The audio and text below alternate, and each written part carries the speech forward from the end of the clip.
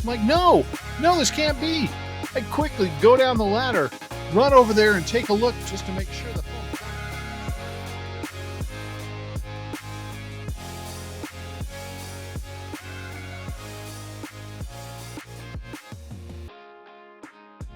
Well, it's a beautiful morning this morning. Trying to get a good early start here. That was a beautiful sunset, wasn't it? Man. But last night I was out here until I couldn't see anymore. Luckily I had a light on my miter saw so I could make some final cuts to try to get my trim, most of the trim anyway, ready to go this morning. I'm hoping to get that up pretty quick. We've got here, let's come over here so I can get all my pieces of trim set out there. Still have a few more to cut, but should be able to get that up pretty quick and then finish some caulking on that. Then we'll be ready to paint. And it is a nice calm morning, so it'll be a perfect day to paint, assuming that holds out. But let's give it a try. The most difficult part of this trim is going to be on these pieces here. This piece here has to come off of there, and it's got to come around the window trim here and down around the base here and down. So that one's going to be a little tricky. It's actually, I think, as I'm looking at it now, it's probably going to be two pieces of trim, actually. One for the top portion, one for the bottom. So have to cut around those. These pieces down here, I think I'm going to put a little bevel right there so that this isn't just flat and sticking out further than that there. That'll be easy. Just take a quick little bevel off that. Otherwise, it's a pretty straight shot with the rest of them.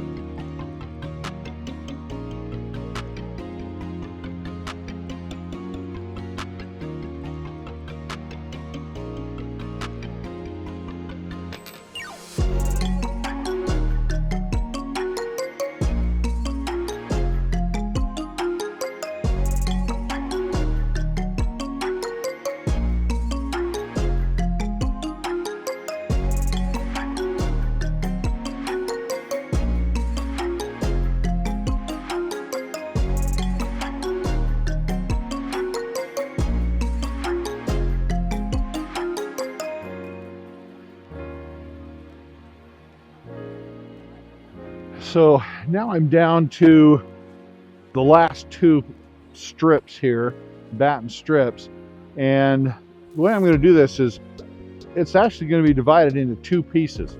So I'll do the top portion and then the bottom portion, and that makes it a little easier for me so I don't have to have everything fit from here down to here all perfectly. So I know that this is 55 inches long, so I'll just cut this into a 55-inch strip.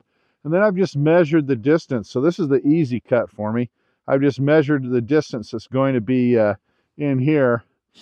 And so I'll just cut that part out. So that'll be pretty easy. This one's a little bit more difficult because it's got an angled edge down here. But that shouldn't be too difficult either. So got it cut. Let's check it out, see how it goes. What the heck? Oh my God. That's terrible. Okay, here we go. So I'm lining it up at the top, up there. That looks good. But then look at this. Oh my goodness. If I line that up down here, got a huge gap. What the heck? Oh, I know what I did. Instead of leaving an inch and a half, I cut an inch and a half. Let's try that again. You're not going to believe this, but I almost did the exact same thing again. So I knew I needed to mark an inch and a half. Well, I marked over here, where this was my cut line here. I was going to cut an inch and a half again, But what saved me is before I even marked that mark, I put X's down where I knew I needed to cut out. So I marked my mark, and then I looked at it and I went, wait a minute, I'm cutting this side. So I had to mark it again. At least I caught it that time. But let me show you something. Here's a little trick if you don't know this already. Using a speed square. In the speed square, it's got little notches here at the 1/4 inch marks. And so if you need to mark something that's 1.5 inches, like I did here, I can take my pencil and just put it in that notch at 1.5 inches and then just run it down the line just like that. You don't have to get out your tape measure and a straight edge and everything else. You can just use your speed square. Kind of handy. All right, let's try it again. I feel more confident this time. We'll see how it goes. All right, much more like it. Looks good. Okay, let's nail it in. Looks good. The trim is done. Woo-hoo! The crazy thing is that I thought this bottom part was going to be the toughest. It was the easiest part. For some reason, my brain was having so much difficulty getting just, I don't know. My brain was funking out. But anyway, because look at this. Even after all this, I still was freaking out as far as, I don't know, kept measuring the wrong sides and, yeah. But that gap will be filled with caulk, no big deal. So, but everything else turned out really nice. So I've just got to finish the caulking, then we're ready to paint. Let's get busy. If I don't get to paint today, I'm going to be a little upset. But check that out. Right over the hill there. The wind has picked up a little bit. I still could paint in this right now, but we kind of have something going on all around us here today.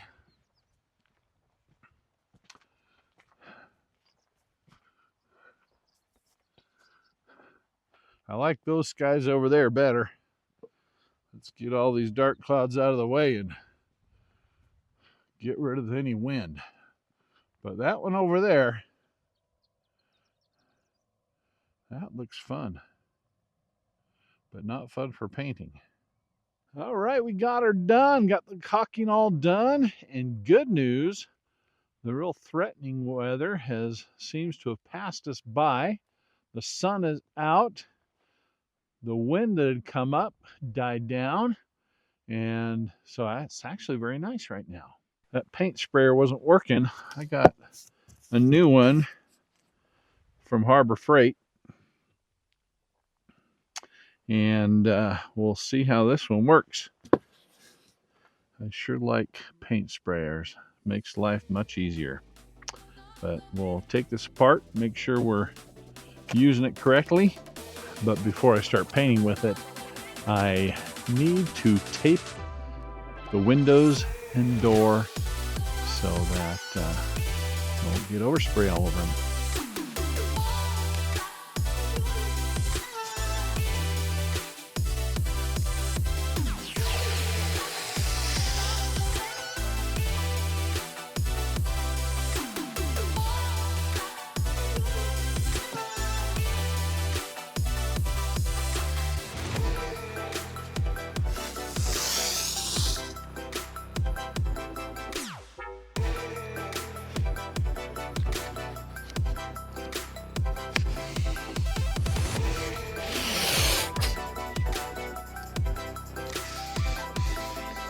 I've decided I'm going to go ahead and paint the door at the same time as I paint everything else because the door's a mess. So figure rather than trying to do it separately, I'm going to do it at the same time. However, well, I took off the deadbolt here, no problem. That wasn't an issue. I'm trying to take this door handle off. I cannot for the life of me figure out how to get this thing off. Been fiddling with it for at least 15 minutes. I've taken off and installed door handles countless times, but I cannot figure out how this one's supposed to come off. I can get the handle off on the other side, but I can't get any further than that. I don't have the instructions, so that doesn't help me. So I'm just going to have to tape that off and paint it. But this door's filthy, so I'm going to wipe it off and clean it up right now. It's turning into mud. It's going to look much better. All this stuff getting covered up. I did it, guys. I'm actually ready to paint now. No more. I've just got to do this and then I'll be ready. I just got to do that. I'll just be ready. I am ready. All I've got to do now, and then I'll be able to. No, I'm just kidding. I used the greenhouse plastic that was left over from the hoop house to cover the windows. I taped up the doorknob and the threshold at the bottom, and I just went around and stomped down the weeds that are around the perimeter. They're all sticking up. Wish I had my weed whacker here, but I just stomped them all down. I have not eaten since I got up this morning, and it's about noon right now. So I'm going to run inside and grab a quick snack and read the instructions on that new sprayer and make sure that I'm using that right. And then we're getting going. I was worried about this happening. I got everything secure here. I taped up the handle so I don't have use of the handle. And I was afraid there might be something in there that I still needed. I looked around. I'm like, no, there's nothing there. Of course there is. Like something simple like the paint is in there. But now I also need to get the impact driver so I can set something up to act as a drop at the bottom to prevent me from getting overspray on the bottom. So anyway, now I got to break in. Okay, here comes the real test. I've got the sprayer set up. It's been primed. It looks like it's spraying. Now we get to do a little test strips and see how it's spraying. All right, getting the sprayer out here. This hose is the stiffest hose I think I've ever dealt with. My gosh. There.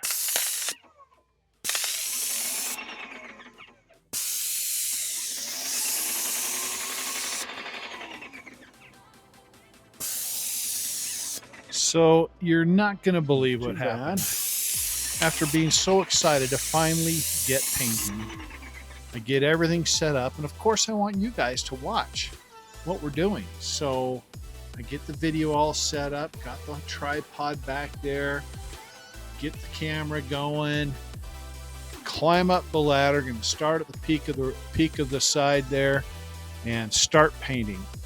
And I'm barely getting started, and all of a sudden I hear this conk behind me.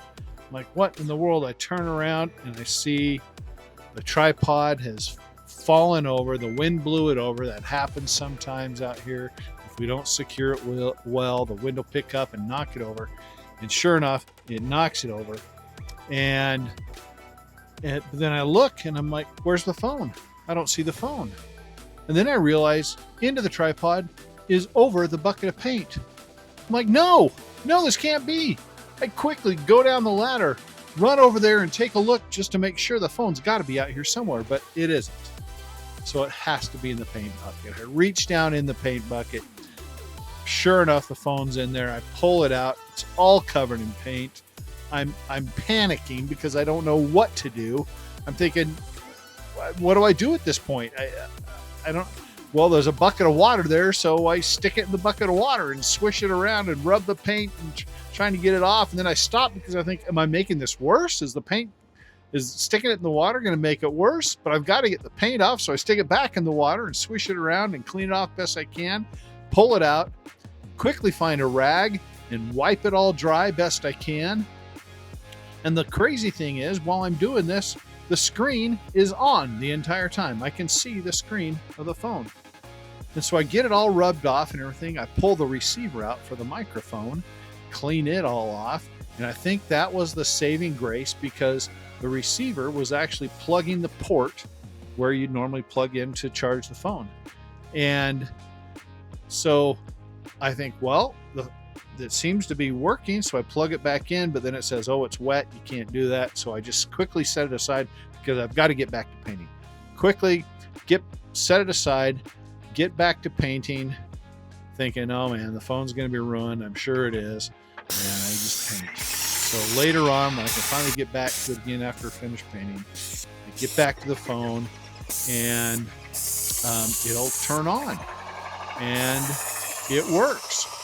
And everything seems to be fine, other than there's paint in the microphone area, so it has a little buzz. But I think, well, let's try the microphone receiver, and we stick it back in the port, and no, it wasn't working. So we thought, well, we ruined that, but at least saved the phone. But so we set it aside. Then the crazy thing is, days later, I'm thinking about buying new microphones to get a new receiver, and I think, well, let's try it out. Let's grab the thing and stick it back in again, just by chance.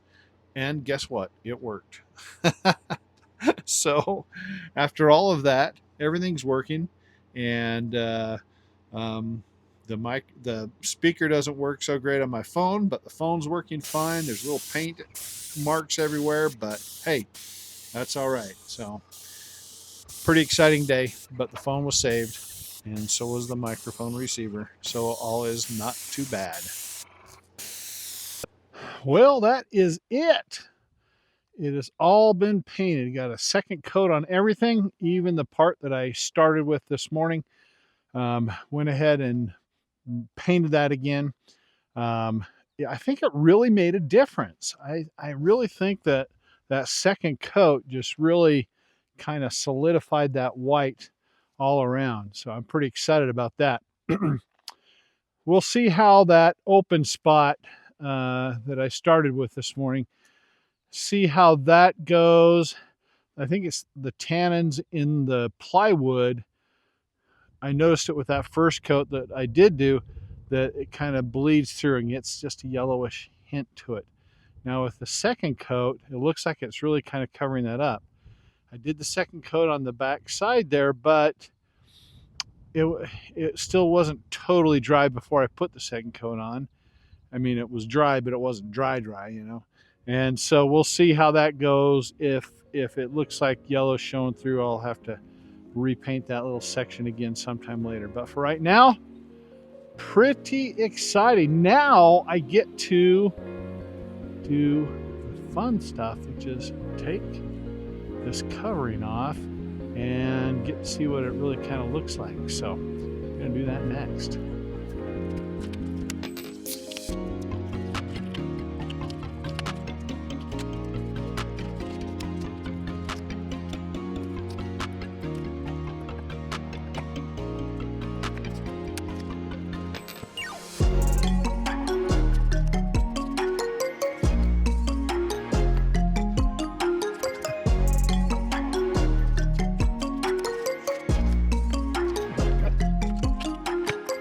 Tell me what you think. I think that is looking pretty good. I am looking forward to the real finished product. Well, what we're going to do next is put the drip edge up on the roof, along the edges, and roof it. And this thing will be done, I believe. So, tell me what you think about it in the comments. I think we should get Brady's opinion. I think he's in working on editing a video, so let's see what he thinks. All right, came out blindfolded, haven't seen the shed yet. Gonna do a live reaction for you guys. I was gonna turn around and say, bus driver, move that bus. It's amazing! Oh my gosh! It's incredible! It looks so much better when it's painted. Like every step of the way, it has looked better and better. You know, obviously as it all comes together. But like before it was painted, looking at like it's a good looking shed. And now painted, it looks way better. And do you feel like that second coat made a big difference? Oh, a huge difference. I know. I really did, didn't it? Yeah. Clint mentioned yesterday about it looking like a little yellowy. And I hadn't noticed before that he mentioned that. And I was like, oh yeah, it kind of does. But yeah, with this paint, this coat on it, it looks way better. Yeah, just like solidifies the whole thing. Uh-huh. Brings it together. It looks great. And of course, getting the tape off the windows and doors. Oh, I didn't take the door off the threshold, the tape off the threshold, but we'll catch that. But it just, yeah, getting a real good idea what it's going to look like. Yeah, and then we're going to make little shutters for it and everything. Just going to start touching it. We're going to make shutters for the windows. I'm assuming those aren't going to be white. No. Yeah, get little pops of colors and then put like windowsill boxes to grow flowers in and everything. And eventually the pergola that's going up here. It's going to look better than some homes. But first thing, get a shed and get the stuff inside of it functioning. Then we'll pretty it up. Good job. Hey, so we just want to thank you guys for those of you who are watching. We really appreciate it. Appreciate you checking things out here. We're having a good time building this homestead and having lots of great experiences. And hopefully it inspires you somehow to take on some of those challenges, whether it's becoming self-reliant like we're trying to do or something else. But you can do it. I mean, we're not experts at any of this stuff. We just learn it and do it. So we do appreciate you coming out. So we're definitely one step closer to our goals now, getting the shed done. We're going to keep on going. So thanks for coming, you guys. And remember, if you liked the video, like the video, leave us a comment letting us know what steps you're making to get what things you're doing to get one step closer to your goals, and share this video. That would be great. We'll see you guys next time on Castle Farms Homestead. Just taking a quick look at all the blowback that Clinton got on his face. Every once in a while, got a little gust in the face. Wind blows it right back at you.